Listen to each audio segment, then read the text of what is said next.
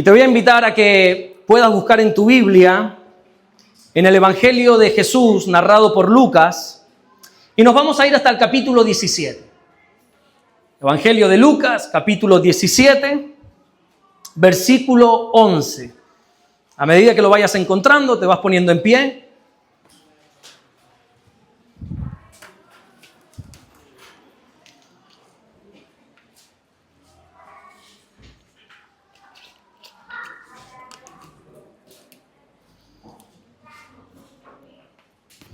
Lo tenemos.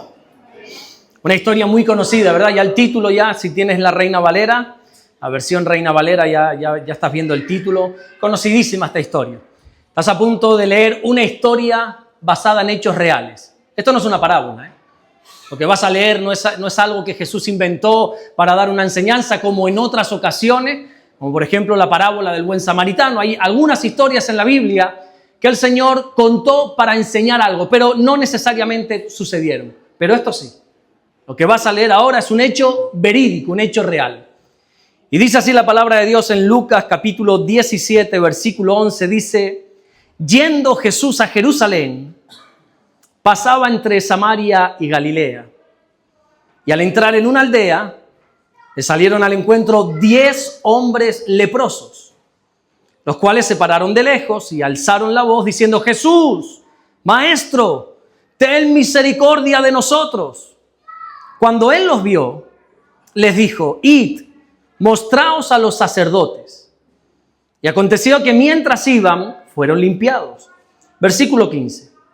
Entonces uno de ellos, viendo que había sido sanado, volvió glorificando a Dios a gran voz. Y se postró rostro en tierra a sus pies, dándole gracias. Y este era samaritano. Respondiendo Jesús dijo: ¿no son 10 los que fueron limpiados? ¿Y los 9? ¿Dónde están? ¿No hubo quien volviese y diese gloria a Dios sino este extranjero?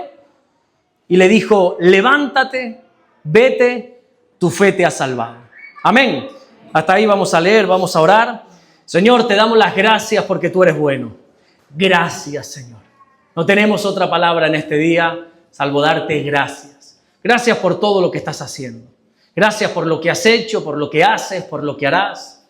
Oramos en el nombre de Jesucristo que mientras tu palabra es predicada en esta tarde, Señor, que ocurran los prodigios, las señales, las maravillas, las sanidades, Señor, las liberaciones, todo lo que tu palabra dice y promete que puede ocurrir, que ocurra, mi Dios, en nuestra vida. Gracias te damos por todo, mi Dios, en el nombre bendito de Jesús, y solo el que lo cree dice fuerte, amén y amén. Ahora sí ya puede sentarse si quiere. He estado indagando un poquito por internet, me he metido un poquito por allí, y me he dado cuenta, he descubierto que el idioma español tiene alrededor de 300.000 palabras. No veas, ¿no? No sé cuántas conoces tú de esas 300.000 palabras. Unas 280.000 realmente, 280, 300.000. No todos las conocemos porque son muchas de ellas son tecnicismos, palabras muy técnicas, palabras que quizá no las usamos, palabras que incluso con el tiempo se han ido perdiendo, pero aún siguen existiendo. Y lo cierto es que nosotros en nuestro día a día realmente usamos entre 3.000 y 5.000. Las mujeres quizá un poco más, y no es broma, usan más palabras, hablan mucho más las mujeres, no es broma, es verídico, usan muchísimas más palabras, ¿verdad? Y se saben expresar de una manera diferente. Los hombres somos más básicos, más toscos, más sencillos. Nos limitamos muchas veces a sí, no, hola y poco más. Las mujeres usan un abanico mucho más grande de palabras. Hay palabras que prácticamente usamos todos los días. Por ejemplo, hola, ¿verdad? Todos usamos esa palabra, buenos días, o adiós, sí, no. Hay palabras automáticas, ¿verdad? Palabras que no las meditamos, no las pensamos, simplemente fluyen, surgen de nuestro interior y sin pensarlas, pues las decimos porque ya estamos acostumbrados totalmente a decirlo. Hay una palabra que es la más usada de todo el idioma español. ¿Alguien sabe cuál es la palabra más usada del idioma español? Gracias. ¿Quién dijo gracias? Están bastante alejados. Desgraciadamente, me encantaría poder decirle en esta tarde, sí, los españoles somos gente agradecida, y constantemente 3 de cada 5 palabras que usamos es gracias. No es así. para nada. La palabra más usada es todas las formas y todas las derivaciones del verbo ser. Esa es la palabra más usada en el idioma español. Quiero ser mejor persona. Soy creyente, soy canario. Dios es bueno, esto es una bendición. Cosas así, ¿no? Todas las formas y derivaciones del verbo ser. Esa es la palabra más usada. Hay una palabra que me llama la atención que está en el nivel 60, en el top 60 de las palabras más usadas, y es la palabra pedir. Está dentro del nivel 60, la palabra 60 más usada de todo nuestro vocabulario. Siempre estamos con el pedir en la boca. Dame, y pedimos. Ahora se acercan las Navidades y ahí pedimos, ¿verdad? Pero hay una palabra que para encontrarla no te vayas al top 60, ni siquiera al top 100. No te vayas ni siquiera al 120. Para poder encontrarla entre las palabras más usadas te vas a tener que deslizar hasta el 150 por lo menos. Y ahora sí, es la palabra gracias. ¿Y qué cosas, no? Pedimos 3 veces más de lo que damos gracias. Usamos 3 veces más la palabra pedir que la palabra gracias. Estela, Dios te bendiga, yo no te había visto. Qué bueno que estás ahí, Dios te bendiga. Le damos un aplauso al Señor, que está Estela aquí, no me dicen nada. ¿No te había visto? ¿Llegaste ahora? Ah, no te había visto. Ah, estuviste. Ah, el que no estaba fui yo. Ah, ves. Perdón. Me alegro de verte, de verdad. Pedimos 3 veces más de lo que damos gracias. Qué cosas, ¿no? Y en un idioma donde hay unas 300.000 palabras, hay una que el Señor nos pide no olvidar, y es la palabra gracia. La palabra gracia debería estar constante, permanentemente en nuestros labios. Siempre un creyente, un cristiano, un hijo de Dios debería estar diciendo gracias. Pero sin embargo, ya te digo, pedimos mucho más de lo que damos gracias. Y esta es la historia de los 10 leprosos. 10 hombres que supieron pedir. 10 hombres que al unísono pidieron. Pero solo uno regresó a dar las gracias. Los 10 pidieron. Los 10 sabían las palabras que tenían que usar para pedir. Pero qué tremendo que solo uno de ellos regresó a dar las gracias. ¿Cómo comienza esta historia? Mira, déjame y te la cuento porque es apasionante. Dice el versículo 11 de Lucas capítulo 17, yendo Jesús a Jerusalén, pasaba entre Samaria y Galilea. Jesús está yendo hacia Jerusalén, ya es el último viaje que va a hacer, porque en este último viaje ya va a ser crucificado, va a ser muerto, sepultado.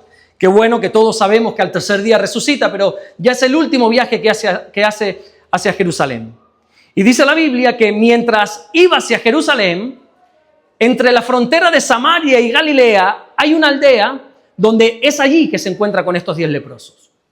Y es muy interesante que Lucas, o como siempre decimos, que el Espíritu Santo a través de Lucas nos dé la localización exacta de esta historia. Perfectamente el texto podría haber dicho, y Jesús yendo a Jerusalén se encontró con 10 leprosos. Y la historia no cambia absolutamente nada. Sin embargo, se especifica claramente que esto ocurre entre Samaria y Galilea. Y como siempre digo, la Biblia no pone palabras para rellenar. La Biblia no pierde el tiempo. La Biblia no quiere agrandar su historia y por eso mete palabras que no tienen sentido. No. Toda la palabra es inspirada por Dios, dice la Biblia, y es útil. Así que cada palabra que tú encuentres es útil. Y yo estoy totalmente seguro que si la Biblia da este detalle de que esta historia sucede entre Samaria y Galilea, es porque aquí hay un mensaje. Y tú podrías preguntarte, bueno, ¿y qué mensaje? Yo te lo explico. Galilea era una tierra de fe, era una tierra de judíos. Ahí todo el mundo que vivía estaba asociado a la fe judía. Sin embargo, Samaria no, Samaria era una mezcla. No se llevaban con los galileos. No podemos decir que eran paganos ni tampoco quizás gentiles, pero no acababan de ser creyentes. Era una mezcla. Y esta historia de los 10 leprosos se lleva ahí justo en la frontera. No están ni en Galilea, pero tampoco están en Samaria. No están en Samaria, pero tampoco están en Galilea. Están como en tierra de nadie. Y creo que me atrevería a decir que hay muchas personas, no sé si en este lugar, pero sí seguro que personas que a lo mejor nos están escuchando, que están en esta misma condición. Están en una frontera. Son esas personas que sí, pero que a la vez no. Son unas personas que aman al Señor, pero que a la vez aman a Samaria. Unas personas que no le dicen que no a Jesús, pero que tampoco le dicen que sí. Gente que tiene un pie dentro y un pie fuera. Gente que les gusta las cosas del Señor, pero también abrazan las cosas del mundo. Y están como entre Samaria y Galilea, ¿no? Creyentes que están así, que no acaban de tomar un destino. Están como, ahora sí, estoy 3 días bien, estoy 3 días mal. Ahora estoy en Galilea y soy como Jesús, el de Galilea. Pero mañana estás samaritano perdido. Y estás ahí, ¿no? En esa aldea en tierra de nadie que todavía no te has puesto los pantalones bien puestos y has dicho, mira, esto es lo que yo quiero para mi vida.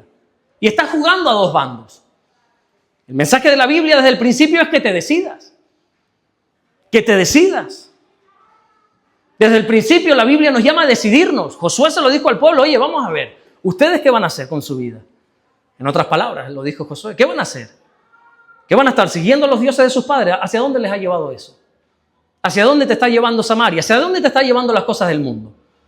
Mira a ver lo que vas a hacer. Pero yo en mi casa, dice Josué, yo voy a servir al Señor. Yo me voy para Galilea. Pero lo que no podemos estar aquí, en medio del río, nos vamos para un lado, nos vamos para otro. Elías lo dice lo mismo al pueblo, ¿verdad?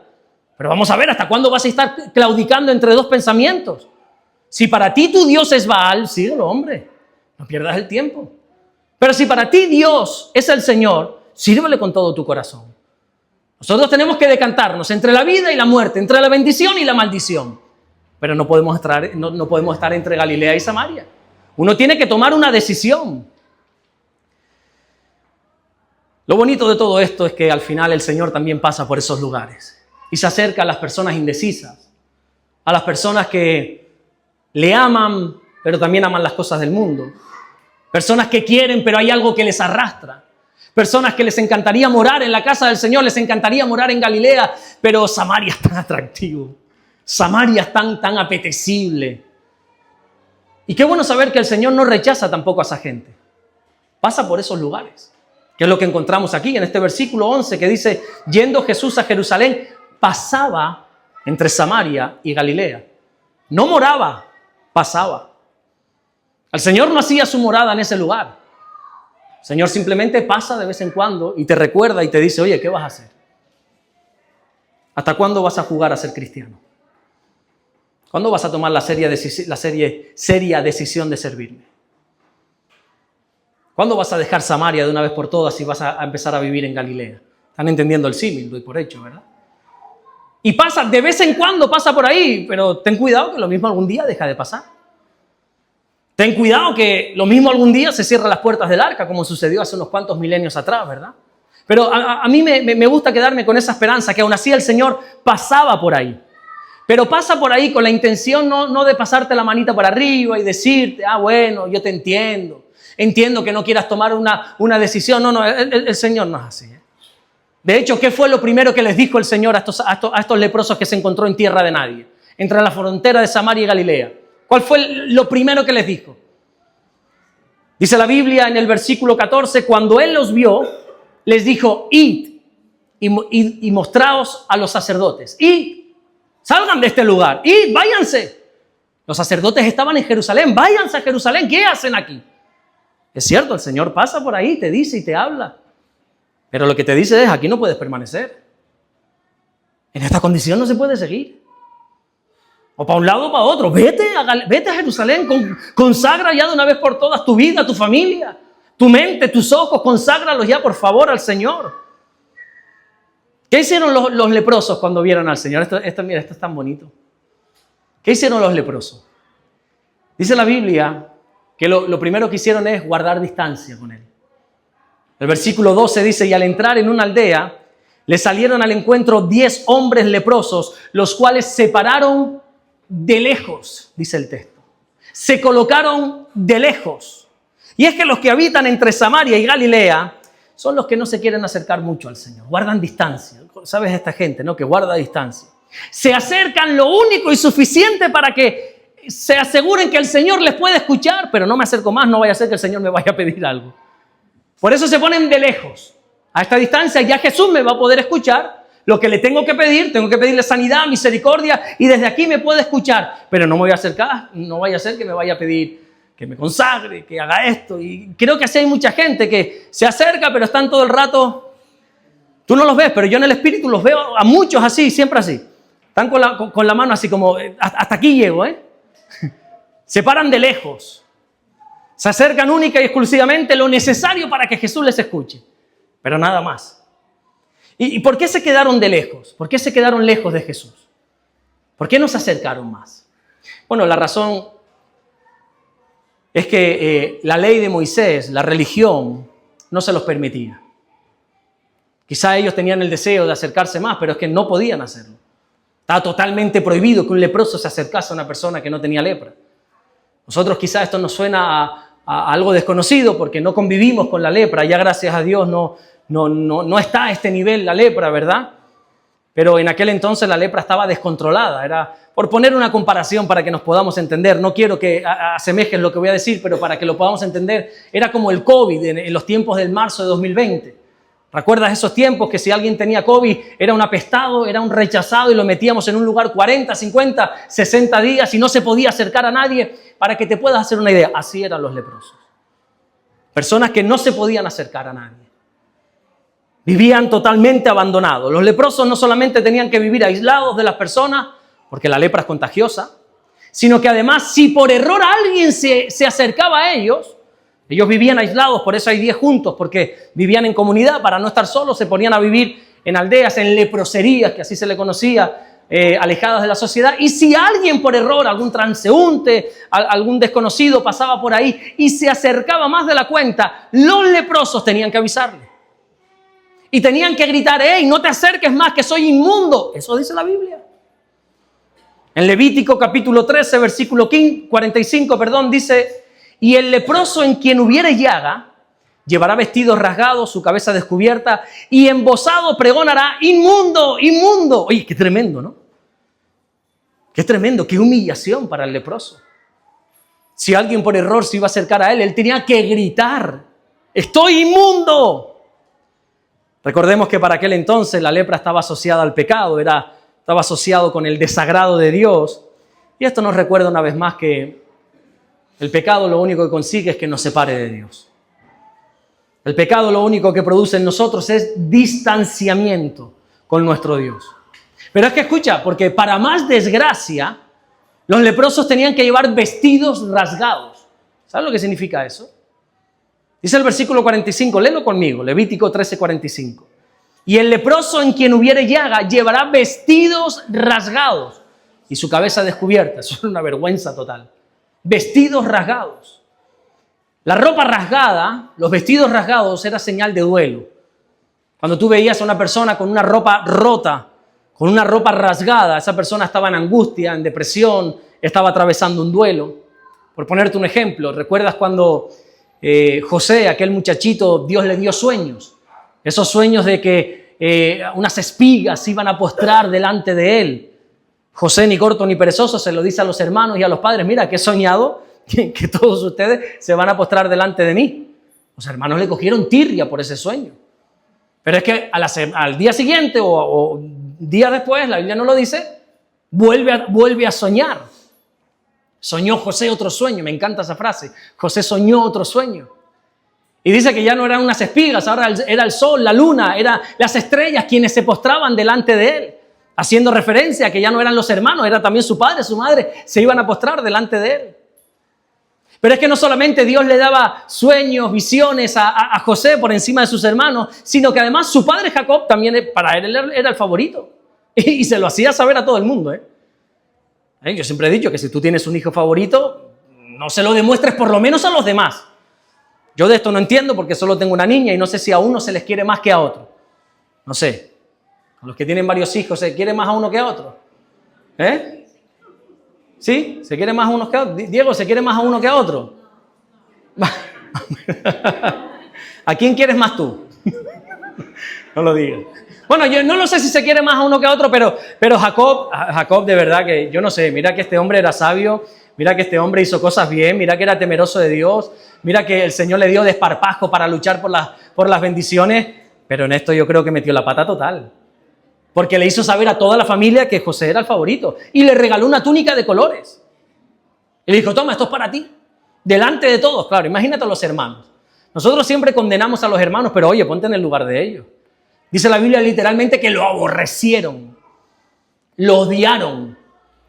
Y ese odio, porque cuando no tratas el odio, eso siempre va más. El odio no es una heridita que queda ahí, es algo que va a sangrar y a infectarse. Ese odio les llevó a decir, mira, lo mejor que podemos hacer, hicieron un complot todos los hermanos, matarlo, vamos a matarlo. ¿Ok? ¿Sí? ¿Votos a favor? ¿Sí? ¿En contra? ¿Ninguno? Bueno, pues aprobado, vamos a matar a José.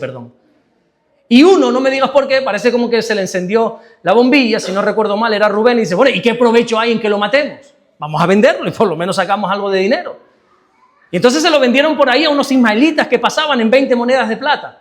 Claro, pero ahora hay que ir a la casa y darle algún motivo al padre, a Jacob. Porque salieron todos y ahora regresan todos menos uno. ¿Y qué le decimos a papá? Encima es su hijo favorito quien ha desaparecido. Dice la Biblia que ellos cogieron esa túnica de colores, mataron unos animales, con la sangre de los animales mancharon la túnica y fueron al padre y le dijeron, no me digas cómo ha ocurrido, pero hemos encontrado esta túnica que si no me equivoco es de tu hijo José. Y cuando Jacob ve eso y él se cree la mentira de que su hijo había muerto, dice la Biblia que Jacob rasgó sus vestiduras. Rasgó las vestiduras. Génesis 37-34 dice, entonces Jacob rasgó sus vestidos, puso cilicio sobre sus lomos y guardó luto por su hijo muchos días. El rasgar las vestiduras era una señal de duelo, de desesperación, de agonía.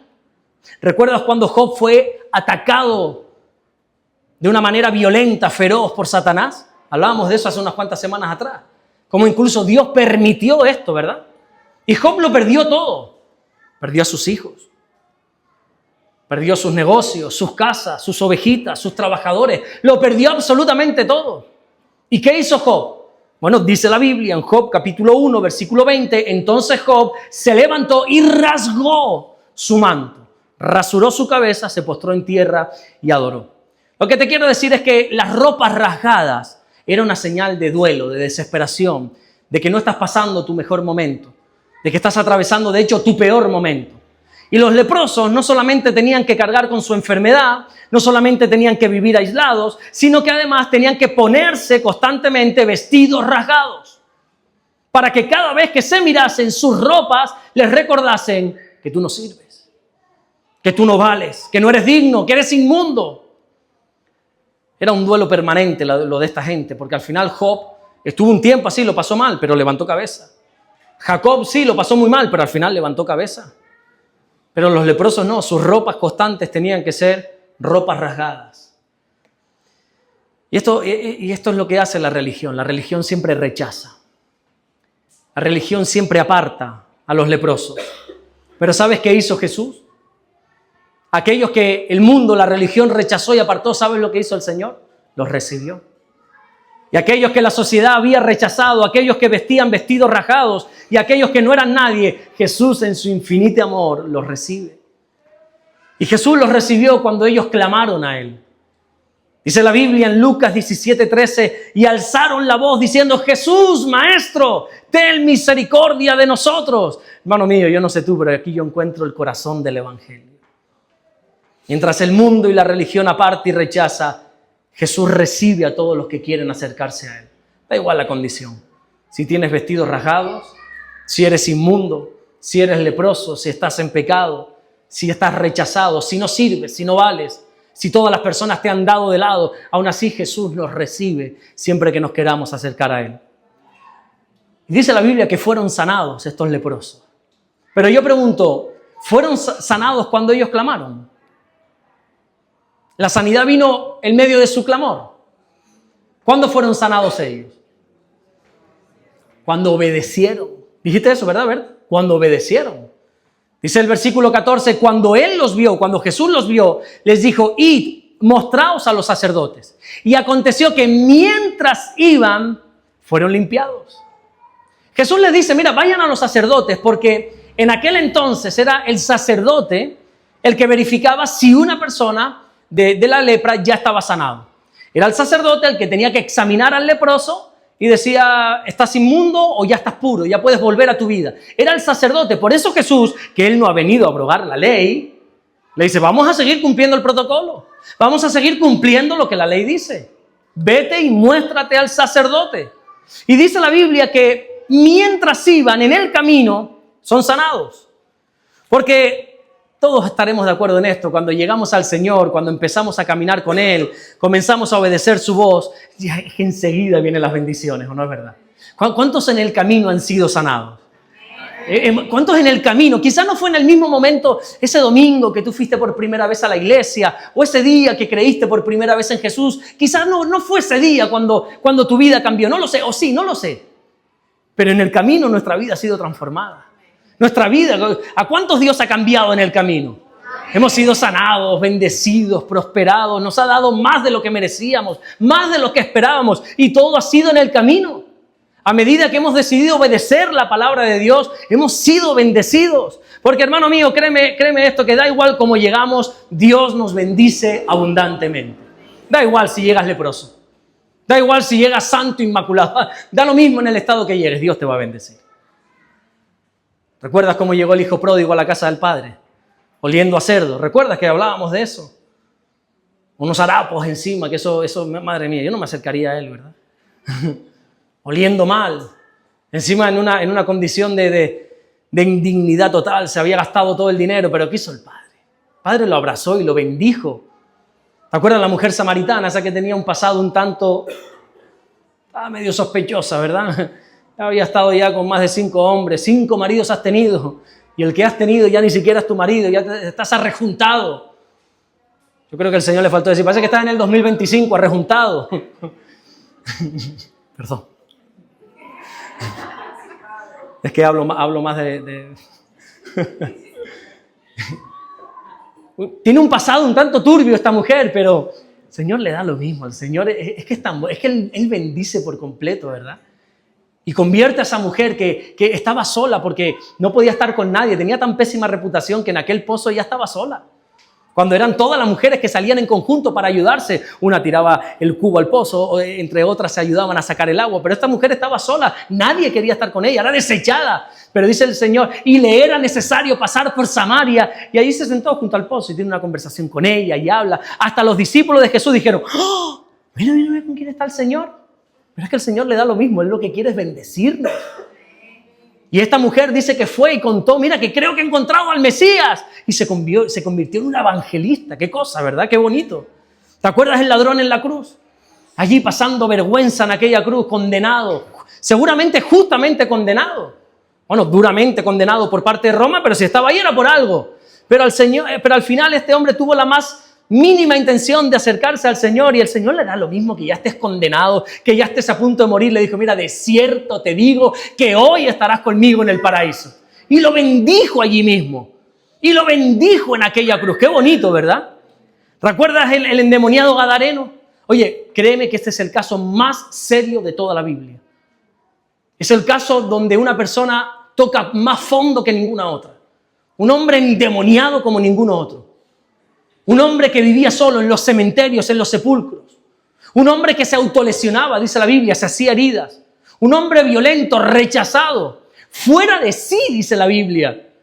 Pero cuando el Señor llega, lo bendice y de repente encontramos a aquel que estaba fuera de sí, sentado en su cabal juicio. Aquel que estaba desnudo haciendo el ridículo, ahora estaba vestido, dice la Biblia. Y de repente Jesús le dice, mira, tú, el rechazado, al que tu familia no quiere saber nada, ahora yo te doy una orden, vete a tu casa, dile lo bueno que he sido yo contigo. Y dice la Biblia que este hombre que vivía en un sitio que se llamaba Decápolis significa 10 ciudades, Decapolis, 10 ciudades, allí predicaba el evangelio y todos se maravillaban. Un hombre desechado por completo, el Señor lo bendijo y lo convirtió en el evangelista de 10 ciudades. Antes que Pedro predicase la palabra, ya hubo un hombre que no conocemos su nombre, sí su condición pasada, endemoniado. Pero ya hubo un hombre predicando la palabra de Dios. Pero no solamente a gente nueva, también a los que un día caminaron con el Señor y por el motivo que sea se apartaron. Como hay el más mínimo resquicio de intención de volver a acercarte a Él, el Señor te va a bendecir. ¿Recuerdas a Pedro, ese hombre que negó al Señor? Y se apartó y dijo, yo no conozco de nada, nunca he visto a este hombre, yo no formo parte del grupo de los Galileos. ¿Y qué hizo el Señor? ¿Lo condenó? No, fue otra vez nuevamente allí, al mar. Dijo, Pedro, ¿tú me amas? Sí, pero no quiero explicaciones, simplemente tú me amas. No, pero es que, Pedro, ¿me amas? Sí, Señor, ya está, apacienta mis ovejas otra vez. Y lo bendijo. Incluso a las personas que dudan. No voy a preguntar si aquí hay alguna persona que duda, pero si dudas, no te preocupes, Dios no te va a condenar. ¿Te acuerdas de un discípulo que lo conocemos como el dudón? Tomás, ¿verdad? Y él dijo, bueno, no, si yo no viera las heridas en las manos, la herida en el costado, yo no voy a creer que Jesús resucitó. Y el Señor nos apareció y le dijo, ¿qué pasa con tu duda? No. Le dijo, mira, Tomás, mira, tú que tienes dudas, yo he venido a resolvértelas. Y lo bendijo allí mismo. Hizo que tocara sus manos, sus heridas, su herida. Porque Dios a todo bendice. Qué maravilloso es eso, ¿verdad? ¿Y cuál fue la respuesta de los 10 leprosos? Ellos clamaron, recibieron la orden de Jesús, se fueron, todos fueron limpios. ¿Y cómo respondieron los leprosos al Señor? Dice la Biblia que cuando ellos reciben sanidad, solo uno da media vuelta y regresa donde está Jesús para decirle, oye, Señor, gracias. Postrándose a sus pies, dice la Biblia, le adora y le da las gracias. Versículo 15 de Lucas 17 dice, entonces uno de ellos, viendo que había sido sanado, volvió glorificando a Dios a gran voz, se postró rostro en tierra a sus pies, dándole gracias. Qué tremendo, ¿no? Solo uno de 10. Los 10 fueron sanados, pero solo uno fue agradecido. Parece como que los otros 9 se olvidaron de lo que Dios hizo por ellos. Todos supieron clamar, esa lección se la sabían de memoria. Todos supieron pedir, todos fueron sanados, pero solo uno regresó. Solo uno dio media vuelta y dijo, no, yo tengo que agradecer esto al Señor. Yo no me puedo quedar con esto, yo tengo que ir al Señor y decirle, y encima voy a ir glorificando a Dios, no voy a ir a regañadientes, no voy a ir quejándome. Dice que se dio media vuelta y fue glorificando a Dios y cuando lo vio se postró y le dio gracias. Hermano mío, la ingratitud es un pecado desgraciadamente muy común, incluso dentro de la iglesia. Es un pecado muy común. Tanto es así que Pablo ya profetizó que la ingratitud iba a ser una cualidad de las personas de los últimos tiempos. Segunda de Timoteo, capítulo 3, versículo 2, dice, porque habrá hombres amadores de sí mismos, ávaros, vanagloriosos, soberbios, blasfemos, desobedientes a los padres, ingratos. Pablo hablando de cómo iban a ser, describiendo a esas personas de los últimos tiempos en los cuales estamos viviendo. Está describiendo el carácter de ellos. Dice, ¿sabes qué? Van a ser ingratos. La ingratitud reinará en los últimos tiempos. Y esto nos está dejando claro que la ingratitud no se basa en falta de educación. Hay gente que no da gracias porque son maleducados o no han recibido educación. Pero esta ingratitud no está hablando de falta de educación, está hablando de una falta de comunión. Está hablando del distanciamiento con Jesús. Y desgraciadamente ya está anunciado esto de que cada vez va a haber gente más ingrata. Pero oye, yo te digo una cosa, aún así, aunque ya sé que esto está profetizado, esto no deja de sorprenderme. Gente ingrata. Hasta el propio Señor le sorprendió la ingratitud. Por eso dijo en el versículo 17, pero espera, vamos a una cosa. ¿No fueron 10? ¿No fueron 10 los que han sido sanados? ¿Y los otros 9? ¿Dónde están? Dice Jesús. Él empezó a echar cálculos y dice, yo solo veo aquí uno. ¿No eran 10? A mí me fallan los cálculos, aquí me falta gente. ¿Dónde están los otros 9? Hermano mío, yo no conozco a una sola persona que no haya entrado por esa puerta que Dios no la haya bendecido. Pero conozco decenas, centenas y podría decir hasta miles de personas que se han acercado a Dios. Dios los ha bendecido y nunca más volvieron. Eso sí conozco. Gente que no ha sido bendecida por Dios, no conozco a nadie. Todo el que tiene la más mínima intención de acercarse a Dios, Dios lo bendice. Dios es bueno. Pero ¿cuánta gente conocemos que Dios ha bendecido y que... ¿Tú te acuerdas de aquel? ¿Te acuerdas de fulano que vino? ¿Por qué no volvieron los 9? ¿Por qué no volvieron estos 9? ¿Y los 9 dónde están? ¿Dónde están? Claro, lo fácil sería la interpretación que siempre se le ha dado, no me digas de dónde la sacan, pero que dicen, no, es que son unos ingratos y que no han vuelto y lo fácil es demonizar a estos 9, ¿verdad? y tratar de decir es que son unos ingratos y no sé cuánto. Vale, puede ser, no te digo que no, porque la Biblia no aclara muy bien y lo que la Biblia no dice usted no lo invente. Pero puede ser que, oye, ¿quién nos dice que entre esos 9, hablaba hace muchos años de esto, quién nos dice que entre esos 9 hombres que han sido sanados y que no regresaron, el día que fueron diagnosticados de lepra y fueron apartados de su familia, ¿quién te dice que entre ellos no había un hombre recién casado? Y que llevaba semanas, meses, años sin ver a su esposa. Y claro, ahora va caminando, se ve sano. Perdona que te diga, estoy desesperado por darle un abrazo a mi esposa. Llevo meses sin verla. ¿Y quién te dice que entre esos hombres, el día que fueron diagnosticados de lepra y fueron apartados, no había ahí un padre de familia? No había un padre que tenía niños y llevaba semanas, meses, años sin saber de sus hijos, sin saber si sus hijos estaban con vida, sin saber si sus hijos estaban bien, estaban mal.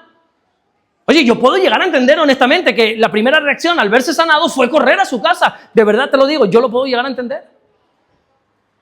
¿Quién te dice que entre esos hombres que fueron sanados y no regresaron a dar las gracias, no había alguno entre ellos que cuando fue diagnosticado con lepra y apartado de la sociedad, no tenía unos padres mayores, ancianos en la casa? Y lleva meses, quizás lleva años sin saber de sus padres, no sabe si están vivos, no sabe si están muertos. Y a lo mejor cuando se vieron sanados, simplemente, oye, están en todo su derecho. Lo que querían era ir a buscar a sus padres. Quiero saber cómo están mis padres. Ya habrá tiempo de venir y adorar y ir al templo y todo lo que tú quieras. Pero quiero ir a ver cómo están mis padres. Es más, antes les decía a los servidores que ¿quién nos dice que esos 9 hombres que fueron sanados no siguieron siendo obedientes a la palabra del Señor? Recuerda que Jesús le dijo, vayan al sacerdote, a Jerusalén. Eso está a días de camino entre la frontera de Samaria y Galilea. No pienses que Jerusalén estaba ahí mismo, estaba a días de camino. Y le dijo, vayan y muéstrense al sacerdote. Y quizá ellos fueron, en el camino fueron sanados, pero dijeron, no, aquí hay que seguir siendo obedientes. Aquí tenemos que ir primero, porque lo primero es la obediencia y tengo que seguir caminando. ¿Verdad que haciendo este análisis ya no nos parecen tan malos estos hombres? ¿Verdad que ya no son tan ingratos, tan demonios? ¿Verdad que no? Que ahora ya parece como que si les ponemos cara ya parece que son mejores, ¿verdad? Yo no lo sé, la verdad. Yo no sé qué fue de ellos, pero aún así Jesús dijo, ¿dónde están los otros 9? ¿Dónde están los otros 9? Porque, hermano mío, no hay razón alguna para que no seamos agradecidos a Dios. Yo no sé si has ido a ver a tu esposa, a tus hijos. Yo no sé si has ido a ver a tus padres, si has ido a ir al sacerdote, no lo sé. Pero no hay razón alguna para que no seamos agradecidos con Dios. La palabra gracias debe estar siempre en la boca de los cristianos. Y hay infinidad de estudios que demuestran el poder de la gratitud. Estudios afirman que ser agradecido mejora la felicidad y aún la salud. Suaviza el estrés. ¿Cuántos están estresados aquí? 2, 3. Bueno, quizá si diésemos más gracias, quizá. No te voy a decir que vayas a ser sanado del estrés por dar gracias, pero quizá ese índice de estrés mengue un poquito. Mejora la frecuencia cardíaca, reducen el dolor físico, el dolor emocional. Hay una escritora que no voy a decir ni el nombre porque no me sale. Dice, cuanto más gratitud sientas, más feliz serás y tu vida cambiará más rápido. Para quien conoce de historia, hay un hombre, el filósofo y escritor romano Cicerón, dijo esta frase, dice, tal vez la gratitud no sea la virtud más importante, pero sin duda alguna es la madre de todas las demás. Y aquí podría estar yo hasta las 10 de la noche, si quieres, dándote frases célebres de otras personas, recitándote estudios de gratitud y todo esto, pero aún así me voy a quedar con las palabras del Señor. Con ese mensaje que el Señor nos da a través de Pablo en 1 Tesalonicenses, capítulo 5, versículo 18, cuando dice, dad gracias en todo, porque esta es la voluntad de Dios para con vosotros en Cristo Jesús. ¿Sabes cuál es la voluntad de Dios para tu vida? Que seas agradecido, que des gracias. Por lo que sea, que des gracias. Y yo pregunto, ¿tendrás algún motivo para darle gracias a Dios en el día de hoy? ¿Habrá alguien aquí que pueda darle gracias al Señor por algo? Si es que todos tenemos motivos para darle gracias al Señor. Y podríamos estar aquí con lágrimas, con los mocos. Y todos y cada uno de nosotros. Lo que pasa es que hay algunos tímidos que quizás no se atreven, pero a que todos tenemos miles de motivos para dar gracias al Señor. Siempre miles de motivos. Lo que pasa es que a veces en el día a día, en el ajetreo, en las ocupaciones, oye, pues se nos olvida el ir a Jesús 5 minutitos y decirle gracias. Se nos olvida. ¿Nunca te has olvidado de decirle gracias al Señor? Recibes una bendición y vas como loco. Jorge, ¿sabes lo que me pasó? Y Damaris, mira lo que me ocurrió. Y al final, madre mía, al Señor no se lo conté. Y se nos olvida, ¿verdad? Esta es la voluntad de Dios para con vosotros, que seáis agradecidos, dice la Biblia. Que demos gracias a Dios en todo. Mira, motivos para quejarnos hay, para aburrir. Pero motivos para dar gracias.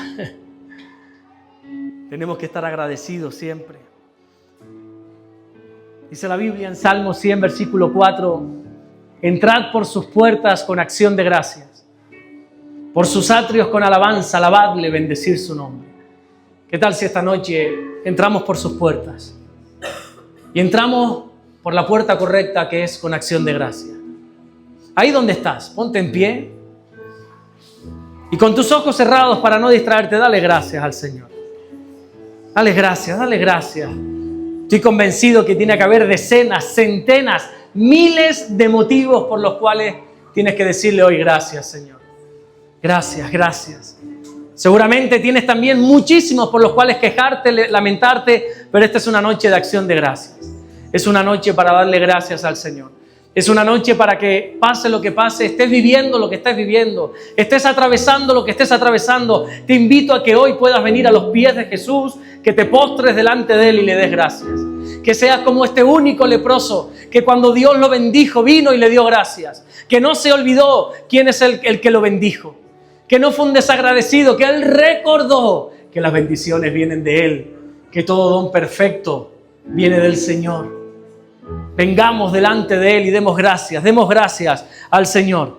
Deja que tu alma bendiga esta noche al Señor, que bendiga todo su santo ser. Dile, bendice alma mía al Señor, no te olvides de ninguno de sus beneficios. Acuérdate de todos los beneficios que Dios ha hecho sobre ti, sobre tu familia, y dale gracias, dale gracias. Cierra tus ojos y dale gracias al Señor.